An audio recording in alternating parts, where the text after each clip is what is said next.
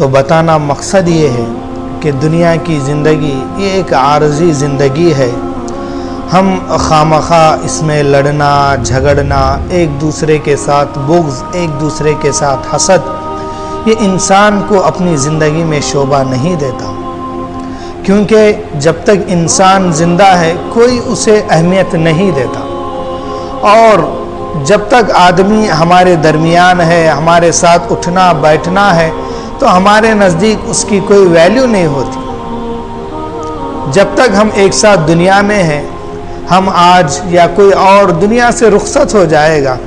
دنیا کی زندگی کو اللہ نے عارضی زندگی بنایا ہے، اس لیے فرمایا کن فی الدنیا کأنک غریب او عابر سبیل، آپ دنیا کی زندگی میں ایسے رہیے جیسے ایک مسافر رہتا ہے۔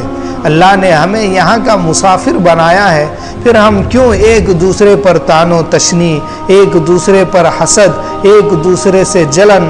میرے بھائیوں، اللہ نے ایک بہترین موقع دیا ہے، ہم اس کو بہتر ثابت کریں، اپنی زندگی کو بہتر بنائے۔ ہم لوگوں کو جلنے سے، ہم لوگوں کے ساتھ حسد کرنے سے ہمیں کوئی حاصل نہیں ہوگا، الٹا ہمیں ہی نقصان ہوگا۔ ہاں، جب تک آدمی زندہ ہے کوئی اس کی قدر نہیں کرتا، جب تک آدمی زندہ ہے کوئی اس کا سہارا نہیں بنتا، کوئی اس کی مدد نہیں کرتا۔ جب وہ دنیا سے چلے جاتا ہے تو پھر ہر آدمی اس سے محبت کرنے لگتا ہے اور اس کے لیے آنسو بہانے لگتا ہے۔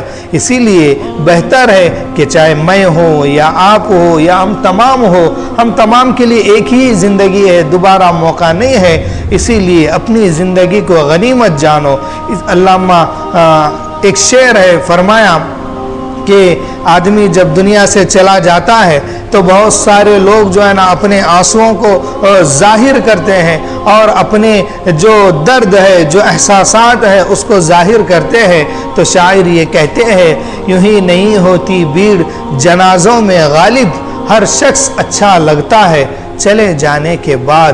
تو اس شعر کے بارے میں ہم یہ سمجھ لیں کہ ہم اس کے چلے جانے کے بعد اچھا سمجھنے سے بہتر ہے کہ جب تک ہم دنیا میں ہیں ہم ایک دوسرے کو اچھا سمجھیں۔ یہی ہمارے لیے اور آپ کے لیے فائدہ مند ہے۔ اگر ہم اپنی زندگی نفرت میں، ہم اپنی زندگی ایک دوسرے کو اونچ نیچ کرنے میں اگر ہم لگا دیں گے، پھر دنیا کا کوئی ہمارے لیے مقصد ہی نہیں ہوگا، اور اللہ نے ہمیں جس مقصد کے لیے دنیا میں بھیجا اس کا کوئی ہمیں فائدہ نہیں ہوگا۔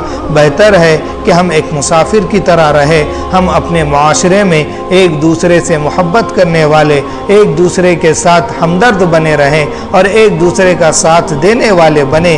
آج ہم دیکھتے ہیں کہ ہر آدمی ایک دوسرے کی ٹانگ کھینچتے ہوئے، ایک دوسرے کو نیچا دکھاتے ہوئے، اس سے کسی کو کچھ حاصل نہیں ہوگا۔ اللہ کے نزدیک ہر انسان برابر ہے، چاہے وہ امیر ہو یا غریب ہو، ہر انسان اللہ کے نزدیک برابر ہے۔ لیکن انسان کی یہ سوچ بیٹھ گئی ہے کہ جس کے پاس مال زیادہ ہے، جس کے پاس اپنی جائیدادیں زیادہ ہے، معاشرے میں وہ سب سے بڑا انسان مانا جاتا ہے۔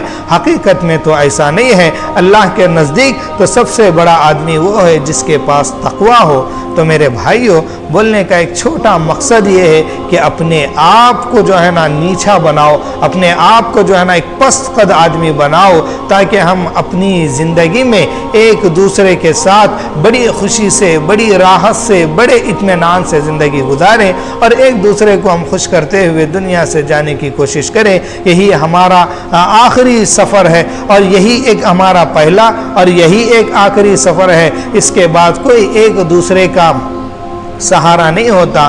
موت سے کس کو رستگاری ہے، آج ہو یا کل ہماری باری۔